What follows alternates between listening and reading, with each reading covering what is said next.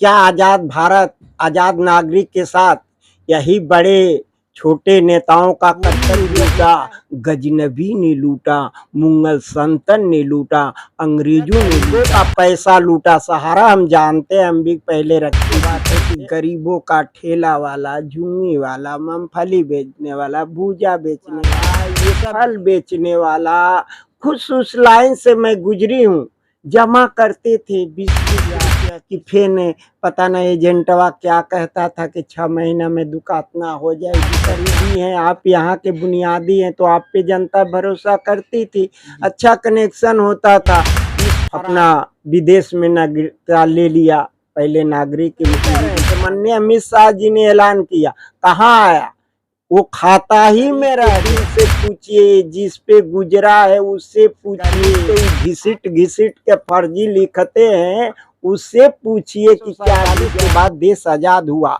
अगर high court और civil court नहीं रहता तो इन सरकारों पे कोई नहीं विश्वास करता। नमस्कार दोस्तों, हम इस समय घोसी लोकसभा में हैं और बताते चले, कई लोगों का कमेंट आता है, कई लोगों की बातें होती हैं कि आप लोग नेताओं के बीच जाते हैं, अधिकारियों के बीच जाते हैं, लेकिन असल मुद्दा से आप लोग भटक जाते हैं। और कहीं न कहीं हमारे देश में बड़ी मीडिया और इलेक्ट्रॉनिक मीडिया सहित और पेपर पत्रिकाओं में असल सत्य नहीं आ पाता है। ये दुर्भाग्य है दोस्तों। कहीं न कहीं भ्रष्टाचार देश में भी चरम है। जिस प्रकार हमारे बीच नेताजी हैं, इनसे पूरा परिचय जानेंगे और काफी जो जनहित की जो हमसे बातें की जाती है कि आप प्रश्न नहीं पूछते हैं, उसको प्रश्न पूछेंगे हम और इनसे जानेंगे भी। सहारा इंडिया परिवार सहित एल्केमिस्ट और गोल्डन फॉरेस्ट किस प्रकार देश को, जनता को लूटी है और इसी देश की जनता को खून पसीने के पैसे से यहाँ के लोग जाके यहाँ के सुब्रत राय के बेटे विदेशों में विदेश की नागरिकता प्राप्त करते हैं। बहुत बहुत स्वागत है। लीजिए, आपको धन्यवाद। सबसे पहले इस पवित्र धरती से धरती पुत्र स्वर्गीय मुलायम सिंह को मैं कोट कोट नमन और प्रणाम करती हूं, और समाजवादी पार्टी के राष्ट्रीय अध्यक्ष माननीय अखिलेश जी और उनके पार्टी के पद अधिकारी और कार्यकर्ता और महिला मंच और हमारे किन्नर सभा की प्रदेश अध्यक्ष पायल जी, और मैं घोसी की जनता के तरफ से पूरे हिंदुस्तान की जनता को वोट के लिए अपील करती हूं और पूरे हिंदुस्तान की मीडिया को अपने दिल की गहराई से धन्यवाद देती हूं। मैं समाजवादी पार्टी का प्रदेश उपाध्यक्ष हूं। नेताजी लोग तो हर 5 साल में अपनी एजेंडा लेकर तैयार हो जाते हैं, लेकिन देश की गरीब की जनता के क्या आप लोग करेंगे? जो कि गरीबों का पैसा सहारा इंडिया परिवार, गोल्डन फॉरेस्ट, पियरलेस, ये सब लेकर पैसे चली जाती है और कोई नेता, कोई बड़ा लीडर इसके बारे में नहीं बात उठाता है। ये सब नहीं उठाएंगे ना। हम तो पहले बोलती हूँ कि क्या आजाद भारत आजाद नागरिक के साथ यही बड़े छोटे नेताओं का कर्तव्य होता है कि बूथ को कब्जा कर लेना और गरीब सम्मान जनता का वोट हड़प लेना। यही भारत स्वतंत्र देश है। हाँ, देश को आजाद करने वाला, आजादी के नाम पर हंसते हंसते आजादी को बलि देने वाला तत्कालीन महापुरुष इस देश में उस रूप से उपस्थित होने का सपना किसी ने देखा नहीं होगा। गोरी ने लूटा, गजनबी ने लूटा, मुगल सल्तनत ने लूटा, अंग्रेजों ने लूटा, उसी तरह ये देश के छोटे बड़े नेता लुटेरे और माफिया लूट रहे हैं। उसी तरह सुब्रत राय ने भी देश के लूटा, विजय माल्या ने भी लूटा। गरीब जनता अपने बच्चों को पढ़ाने के लिए, हाथ पीले करने के लिए, अपने बुढ़ापे के लिए सहारा में पैसा जमा किया था। उस पे अमित शाह जी बोले थे कि ऑनलाइन कराओ, 10,000 रुपया मिला, वो भी ठंडे बस्ते में चला गया। हाँ हाँ, तो नेताओं से तो जवाब सवाल करना पड़ेगा ही, क्योंकि आप तो विपक्ष में है। लेकिन हाँ, यदि हमें मौका मिलता है तो हम अपने लोगों से भी चाहेंगे कि आखिर इसे क्यों। तो हमारे माननीय अमित शाह जी को सोचना नहीं चाहिए? दुर्भाग्य है इस भारत की देश को कि यहाँ से नागरिकता लेकर विदेश में नागरिकता हो गई। कितने गरीबों का पैसा लूटा सहारा। हम जानते हैं, हम भी पहले रखती थी पैसे। हम तो जो कहती हूँ जड़ से कहती हूँ, हम ऐसे नहीं कहती हूँ कि कल समाज मुझे हम जो बातें आज कर रहे हैं नेता की हैसियत से नहीं बात कर रहे हैं, हम एक जनता की जो एक दुखती हुई रग है नेताजी, कि जनता की आवाज दबी नहीं दबी रह नहीं, जाती ये है। बात सत्य है। देखिए, ये पवित्र धरती से मैं बोल रही हूँ, स्वर्गीय कल्पनाथ राय की धरती है। जो जैसा रहता है, ये सत्य बात है कि गरीबों का ठेला वाला, झुग्गी वाला, मूंगफली बेचने वाला, भूजा बेचने वाला, सब्जी वाला, ये फल बेचने वाला, खुद उस लाइन से मैं गुजरी हूँ। जमा करते थे 20-20 रुपया, 30-30 रुपया, कि फिर पता नहीं एजेंटवा क्या कहता था कि 6 महीना में दुकातना हो जाए, दुकतना। अब भाई आप करीबी हैं, आप यहाँ के बुनियादी हैं, तो आप पे जनता भरोसा करती थी, अच्छा कनेक्शन होता था। इस फराड ने अपना विदेश में नागरिकता ले लिया, पहले नागरिक हिंदुस्तान का रहा। तो बताइए, माननीय अमित शाह जी को सोचना चाहिए कि इस पे कानून लाए, जिसे सरिया पे लाते हैं, 370 पर लाते हैं, तमाम लाते हैं, हिंदू राष्ट्र के लिए घोषित करते हैं, नकाब पे करते हैं। तो इसी तरह उसको खींच कर ले आना चाहिए ना। हमारे हिंदुस्तान के माननीय नरेंद्र मोदी जी, प्रधानमंत्री जी ऐलान किया था, मैंने देखी थी यूट्यूब पे, कि सारे पैसे खाते में आएंगे। ये बात सही कह रहे हैं कि माननीय अमित शाह जी ने ऐलान किया, कहाँ आया? वो खाता ही में रह गया। बात समझ रहे हैं? आखिर इससे परेशानी तो गरीब जनता को ही हो रही है, नेता लोग तो वैसे भी एसी में बैठ रहे हैं। वो बैठेंगे न भैया। अब इसमें समझ जाइए कि बहुत कुछ है। गरीब के दिल से पूछिए, जिस पे गुजरा है उससे पूछिए।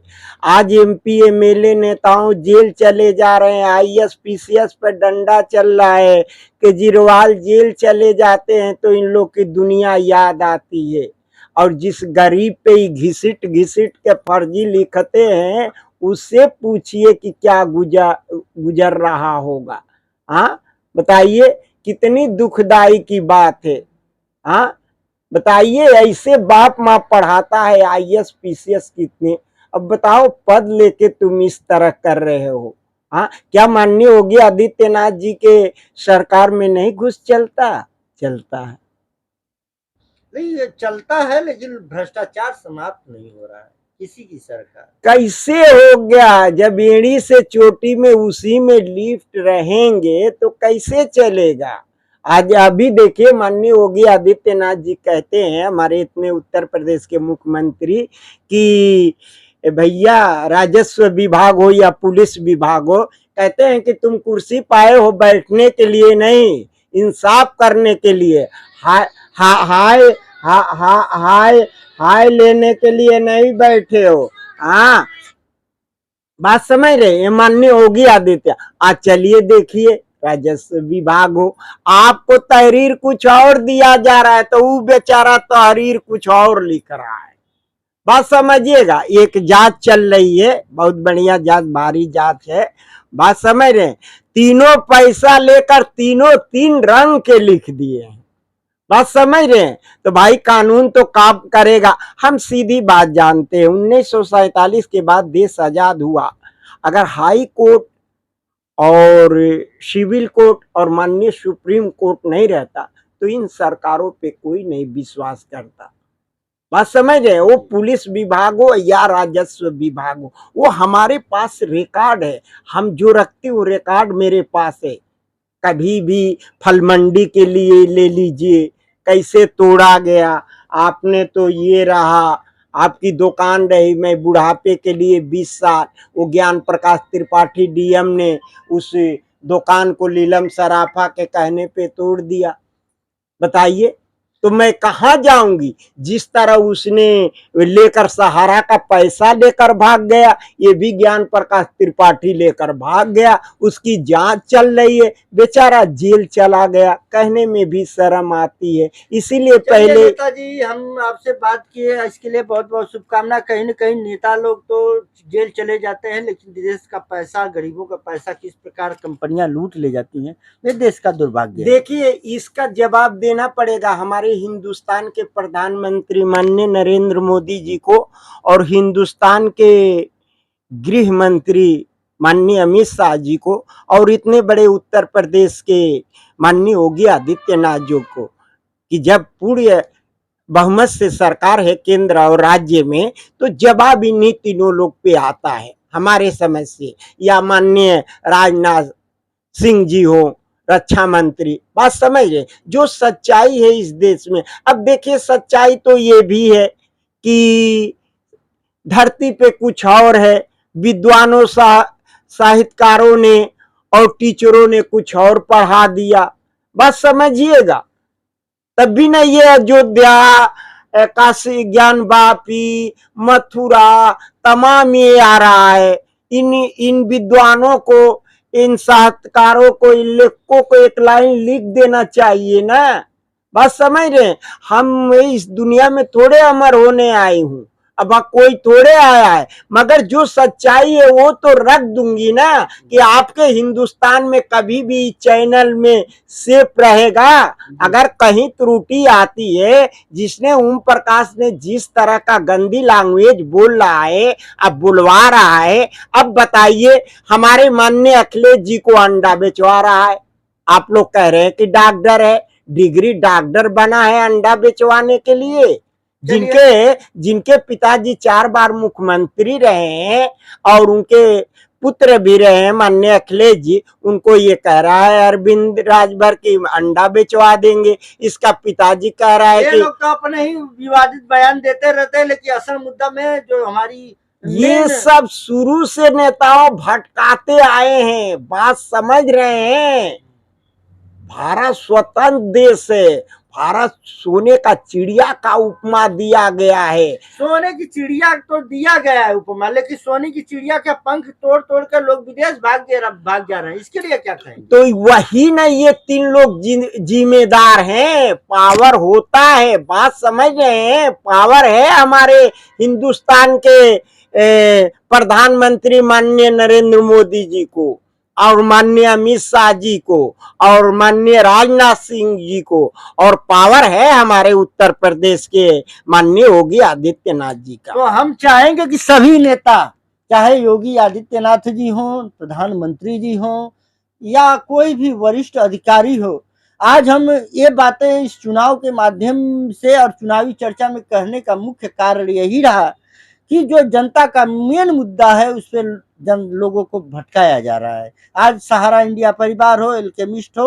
और गोल्डन फॉरेस्ट हो, किस प्रकार पैसा लेकर कंपनियां डूब गई हैं। दोस्तों, लोग कहते हैं ना कि बड़ी मीडिया नहीं दिखाती है, लेकिन हम जहां तक पाए हैं नेताजी से सवाल जवाब किए हैं। ये लोग अगर चारों लोग चाह देंगे, बात समझ रहे हैं, देखिए काबिलियत होती है तो दुनिया कहती है, बात समझ रहे हैं। ये लोग चारों लोग चाह देंगे, उसकी हिम्मत नहीं है कि ना आ जाए। जब बच्चे फंस जाते हैं विदेशों में, देखे होंगे किसी कारण, तो ये हमारे हिंदुस्तान के प्रधानमंत्री की देने हैं और इन चारों लोगों का सहयोग है। वो अकेले फरडवा कहाँ भाग के जाएगा, बात समझ रहे हैं। तो इसका जिम्मेदार यही लोग होते हैं, बात समझ रहे हैं। हम ओम प्रकाश राजभर नहीं है, अगर उसका चेला बोलता है तो संयम से बोले। उसके कानून में लिखा है, उसके संविधान में लिखा है, उसके कुरान शरीफ में लिखा है, सरिया में लिखा है, तो अरशद जमाल कर लिख कर दे कोतवाली में। मैं जैसा कहेगा वैसे करने के लिए तैयार हूँ।